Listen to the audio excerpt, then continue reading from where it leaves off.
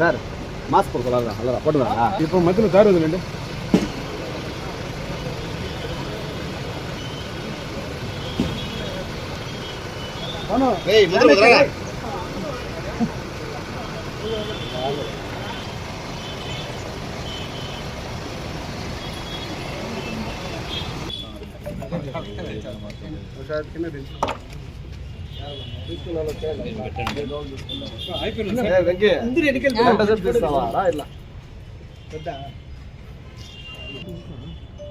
ఈ నెల 7వ తారీఖున పలమనేరులో ఎంసీ రవి అనే ఒక వ్యక్తి, మనకున్న సమాచారం ప్రకారం అతను ట్రేడింగ్ చేసి వ్యాపారం చేస్తుంటాడు. అతన్ని కొద్దిమంది రక్కీ చేసి అతని ఫ్రెండ్స్తో కలిసి పార్టీలో ఉంటే మామిడి తోపులో అక్కడికి వెళ్ళి రక్కీ చేసి వచ్చేటప్పుడు అడగాయించి అతని వెహికల్ ఆపి అతని వెహికల్లో నుంచి అతని బలవంతంగా ఎక్కించుకొని తీసుకొని వెళ్ళి అతని వెహికల్లో మొత్తంగా తిప్పుతూ అతను భయపెట్టి అతని వద్ద నుంచి దాదాపు ₹1 కోటి డబ్బులు డిమాండ్ చేసి తెప్పించుకొని వాళ్ళ దగ్గర నుంచి అతని ఒంటి మీద ఉన్న దాదాపు 900 గ్రాముల బంగారాన్ని వాళ్ళంతా బెదిరించి లాక్కున్నారు అని చెప్పేసి ఫిర్యాదు. దీంట్లో దర్యాప్తులో భాగంగా చాలా విషయాలు వెలుగులోకి వచ్చినాయి. వీళ్ళు అతన్ని ఎక్కించుకుంటే ముందుగా కూడా కేరళ టీం ఒకతను వచ్చి, మేము కేరళ పోలీసులము, మేము అరెస్ట్ చేసేకి వచ్చినాము ఒక కంప్లైంట్ మీద అని చెప్పేసి వాళ్ళు కిందికి లాగి పోలీస్ బేడీలు వేశారు.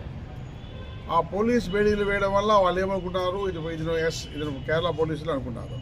దీంట్లోకి పూర్తిగా దర్యాప్తు చేసిన ఫైండింగ్స్ చేయమంటే ఎంసీ రవి అనే వ్యక్తి కరోనా 2000లో ఫీర్విన్ అనే ఒక ఆగ్రో ప్రైవేట్ లిమిటెడ్ కంపెనీ ఒకటి పెట్టారు. అందులో భాగంగా ఆర్గానిక్ ఫార్మింగ్ చేసే రైతుల దగ్గర నుంచి అన్ని ఏవైనా వస్తువులు, రైస్ కావచ్చు, ధాన్యాలు కావచ్చు, కాయగూరలు కావచ్చు, ఫ్రూట్స్ కావచ్చు, ఎనీ ఆర్గానిక్ ప్రోడక్ట్ కొని దాన్ని శుద్ధి చేసి అమ్మేవాడు. ₹1 కోటి వనపర్తిలో వేణుగోపాల్ అండ్ దెమ్మవరం నారాయణ వీళ్ళిద్దరితో కలిసి ₹1 కోటి బిజినెస్ స్టార్ట్ చేసినాడు.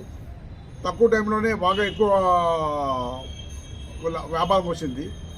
దాంతో అతను ఏం చేస్తాడంటే దీన్ని అన్లిమిటెడ్ కంపెనీగా పెట్టి ఎక్కువ డబ్బులు కలెక్ట్ చేసి ఎక్కువ స్టోర్ రూమ్స్ పెట్టాలనుకున్నాడు. వీళ్ళు ఇంకా అది పెట్టకముందే అనంతపూర్లో ఒకటి, వైజాగ్లో ఒకటి, వనపర్తిలో ఒకటి 3 స్టోర్స్ పెట్టినారు. దాదాపు 94 మెంబర్స్ దగ్గర నుంచి 14 కోట్ల రూపాయలు వసూలు చేశారు. 14 కోట్ల రూపాయలు వసూలు చేసి అందులో ఆ కంపెనీ పెట్టినారు. ఇందులో ఉన్న మహేష్ నాయుడు అనే వ్యక్తి వనపర్తి, అతను ఆ కంపెనీలో 60 లక్షలు ఇన్వెస్ట్ చేయడం జరిగింది. 60 లక్షలు ఇన్వెస్ట్ చేయడం జరిగింది. కొద్ది కాలం పాటు లాభాలు వచ్చినాయి, ఇదేనాయి. దాని తర్వాత కరోనా వచ్చింది. కరోనాలో బాగా లాస్ వచ్చింది, కొంచెం వ్యాపారం స్లో అయిపోయింది.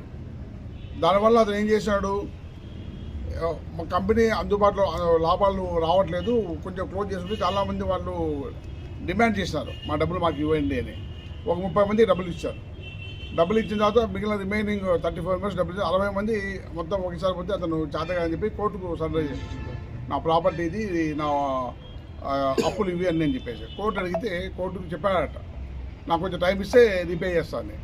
ఆ విధంగా మొత్తం ఇప్పుడు దాకా కూడా 11 మెంబర్స్ కాకుండా అందరికీ రీపే చేయడం జరిగింది. ఆ 11 మెంబర్స్లో తను ఒకడు మహేష్ నాయుడు అని. ఇతను 2024 డిసెంబర్లో ఇతని దగ్గరికి వెళ్ళి హైదరాబాద్లో మ్యారీగోల్డ్ అనే హోటల్లో ఉంటే ఆ హోటల్లోకి వెళ్ళి ఆ హోటల్ రూమ్లో అతను బెదిరించి దాదాపు 30 లక్షల రూపాయల డబ్బులు అతని దగ్గర నుంచి ఆన్లైన్ ట్రాన్స్ఫర్ చేయించుకున్నాడు అతనికి, అతనితో ఉన్న వాళ్ళకు. అప్పుడు ఆ సమయంలో కంప్లైంట్ ఇవ్వలేదు. ఎందుకు కంప్లైంట్ ఇవ్వలేదంటే నైతికంగా 60 lakhs వాళ్ళ దగ్గర తీసుకున్నాము, ఇవాళ కోర్టులో అవన్నీ ఉన్నాయి, ఇద్దాము, సరే ఒక పేమెంట్కి ఇవ్వకపోతే కంప్లైంట్ ఇవ్వలేదు.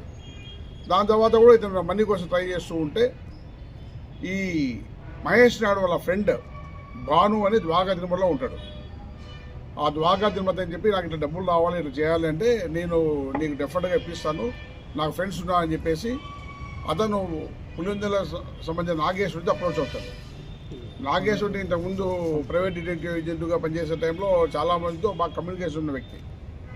ఈ నాగేశ్వరుడు ఏం చేసినాడంటే కేరళ గ్యాంగ్తో కాంటాక్ట్ అయినాడు.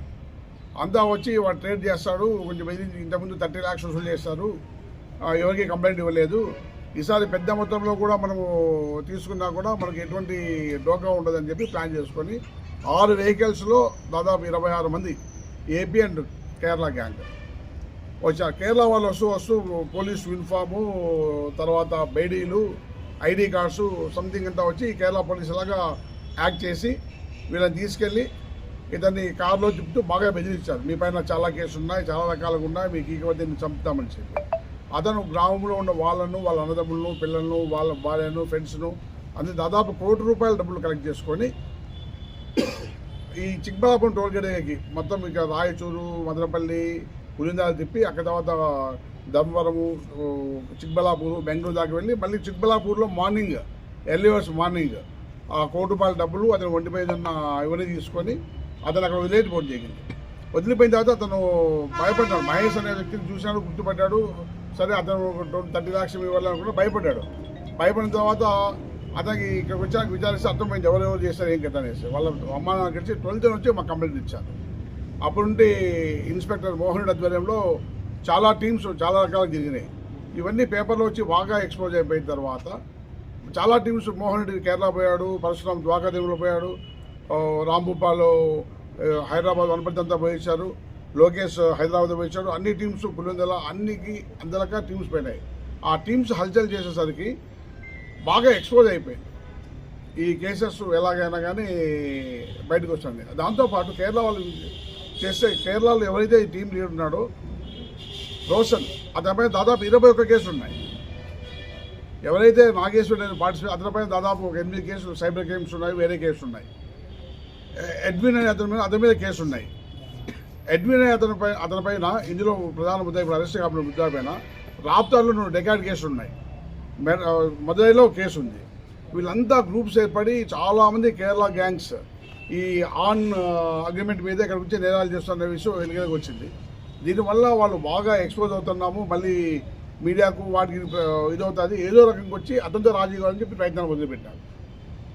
కంప్లైంట్తో రాజీ కావాలని చెప్పేసి ఆ కంప్లైంట్ రాజీ అయ్యే క్రమంలో వాళ్ళ మధ్యవర్తులు చిక్కగా పెట్టుకొని చేసుకుంటే మాకు కరెక్ట్ సమాచారం వచ్చి మోహన్ రెడ్డి అండ్ వాళ్ళ టీం వెళ్ళి 11 మందిని అరెస్ట్ చేసి వాళ్ళ దగ్గర నుంచి 22 lakhs క్యాష్ను రికవర్ చేశారు.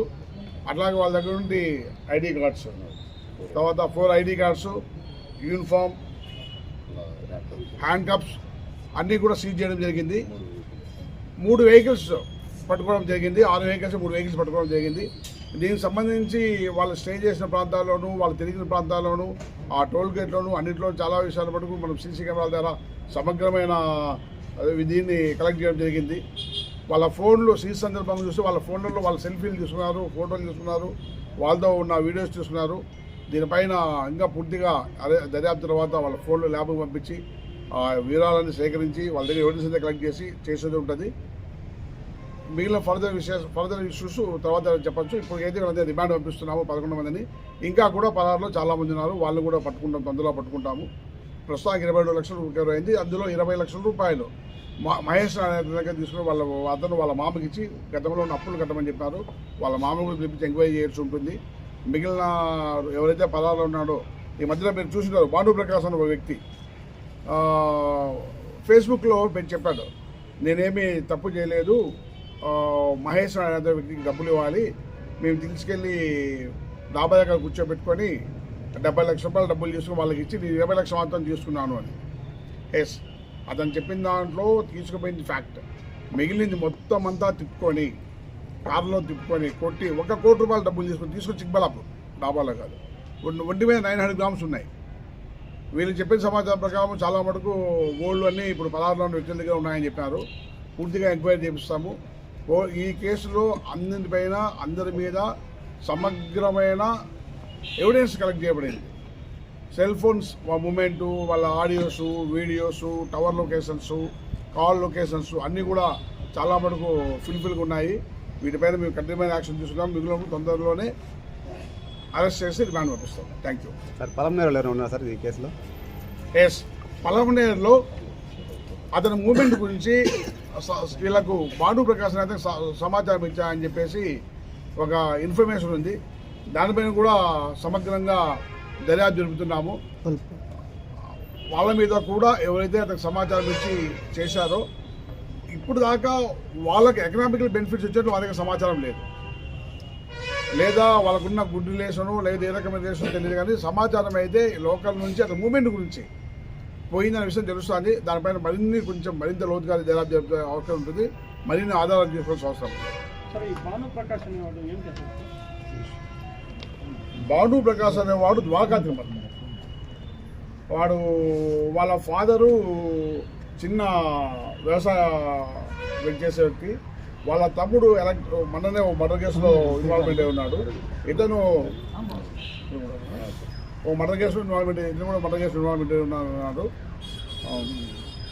ఇంకా వెరిఫై చేసుకోవాలి. అతను దందాలే చేస్తుంటాడు. భాను ప్రకాష్ దందాలు ఇంకా దానిపైన సమగ్రం పెట్టాలి. ఇప్పుడు తప్పించుకోకుండా తిరుగుతున్న వ్యక్తులు Bhanu Prakash the main person. Sir Palamaneru పేర్లేం సార్? పలమనేరు వల్ల పలమనేరులో సహకరించారు అరెస్ట్ చేస్తాం కదా, అప్పుడు డీటెయిల్గా చెప్తాం. సాక్ష్యాధారాలు పెట్టుకొని లేదు, గోల్డ్ ఎవరైతే ముద్దాయిల పదార్థాలు ఉన్నారో వాళ్ళ దగ్గర ఉందని చెప్తున్నారు. మేము కొన్ని వీళ్ళని రిమాండ్ పంపిస్తున్నాం, కానీ మళ్ళీ మిగిలిన వాళ్ళు అరెస్ట్ చేసిన తర్వాత వీళ్ళు పోలీస్ కస్టడీ తీసుకోవడం జరుగుతుంది. వీళ్ళని పెట్టి క్రాస్ పెట్టి ఎగ్జామ్ చేయడం జరుగుతుంది. దాదాపు ఒక 11 మంది దగ్గర నుంచి వాళ్ళు డబ్బులు అప్పులు చేశారు, కలెక్ట్ చేశారు. వాళ్ళని కూడా విచారించినాము. వాళ్ళు కూడా ఫోన్ చేసిన టైమింగ్స్, కలెక్ట్ చేసిన టైమింగ్స్, వాళ్ళ మూమెంట్స్ దీని ప్రకారం చూస్తే దాదాపు ₹1,00,00,000 ట్రాన్సాక్ట్ జరిగింది అయితే నిజమే. వీళ్ళు ఆయుధాలు చూపించలేదు, బట్ వాళ్ళకి తుపాకులు ఉన్నాయి, కత్తులు ఉన్నాయని చెప్పడం జరిగింది, చంపేస్తామని చెప్పడం జరిగింది. బట్ వీళ్ళు చెప్పింది బేడీలు ఉన్నాయి, వీళ్ళు బేడీలు వేశారు, బేడీలనే కొట్టారు. ఐ డోంట్ నో, దర్యాప్తులో తెలుస్తుంది. ఇప్పుడు చాలామంది చాలా రకాలు చెప్తారు. ఎవరైతే భానుప్రకాష్ అనే వ్యక్తి ఉన్నాడో అతనికి సమాచారం ఇచ్చారు. భానుప్రకాష్ అనే వ్యక్తి పరారులో ఉన్నాడు. కాల్ డీటెయిల్స్, టవర్ లొకేషన్స్ ఉన్నాయి. చాలామంది ఈ రోజుల్లో ఫేస్ టైము, వాట్సాప్లు వాడుతున్నారు, చాలా దివ్యతను ప్రదర్శిస్తారు. బట్ ఈవెందో మా దగ్గర కావాల్సిన సమాచారం ఉంటుంది. కరెక్ట్ ఆధారంతో అందరినీ అరెస్ట్ చేస్తాం. అనుమానంతో అయితే ఎవరిని అరెస్ట్ చేయదలుచుకోలేదు. కేరళ వాళ్ళు 7 మంది ఉన్నారు. కేరళ వాళ్ళు 7 మంది ఉన్నారు. 4 ఏపీ వాళ్ళు ఉన్నారు. నలుగురిలో మహేష్ అనే అతనికి వాస్తవంగా రవి అనే అతను డబ్బులు అప్పున్నాడు. అది ప్రైవేట్ కేసులో వస్తుంది. ఈ మంది 29 కోట్ల కూడా ఎవిడెన్స్ ఉన్నారు. దానికి సంబంధించి 60 లక్షలు కానీ 30 లక్షలు ఇచ్చాడు, ఇంకా కూడా ఇవ్వాల్సింది. ఇతను ప్లీ ఏమంటే మహేష్ నాయుడు ప్లీ, నాకు ఇంకొంచెం ఇంట్రెస్ట్, అప్పటి నుంచి ఇంట్రెస్ట్ అన్నీ ఉంటాయి కదా, అవన్నీ కావాలని. ఆల్రెడీ కోర్టులో ఇతను ప్రతివాదిగా 6 ప్రతివాదిగా 11 మంది కోర్టులు ఉన్నారు. అతని పైన 6వ వాడిగా కోర్టు ద్వారా తెలుసుకోవచ్చు. పోనీ ఇంత జరిగి అఫెన్స్ జరిగి మహేష్ నాయుడుకి ఇచ్చిన డబ్బులు 20 లక్షలు. మహేష్ నాయుడు ఎంత ఇచ్చాను నీకు డబ్బులు? మిగిలిన డబ్బులు గురించి నీకేం చెప్పారా? అది చూడండి. కంప్లైంట్ అడ్డం పెట్టుకొని ఓన్లీ 20 లక్షల రూపాయలు మాత్రం అతనికి ఇచ్చి మిగిలిన డబ్బులు అంతా తీసుకున్నాను. ₹1,00,00,000 రియలీ కంప్లైంట్ చేయాలంటే కంప్లైంట్ వైపు ఇది ఉండాలి కదా. ఇది మొత్తం దందానే. వాళ్ళు డబ్బులు గెయిన్ కావడానికి చేసే దందాలు.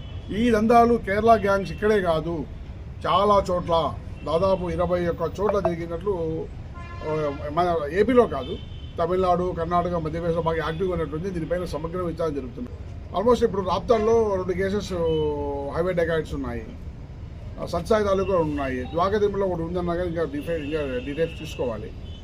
మిగిలిన రాష్ట్రాల్లో ఉన్న డీటెయిల్స్ వస్తే మొత్తం 21 కేసులు. రోషన్ అనేవాడు ముద్దాయి, ఎడ్విన్ అనేవాడు 3 కేసెస్. ఇప్పుడు ఆల్రెడీ ఎఫ్ఐఆర్ ఉన్న కేసెస్ 3 ఉన్నాయి. ఇది ఒకటి 4వ కేసు ఉంది. 2 రాప్తాడ్ కేసు, ఒకటి మధురై కేసు, ఒకటి ఈ కేసు. ప్రతి ఒక్కరు కూడా పాత క్రిమినల్ లిస్ట్ ఉన్న వాళ్ళే.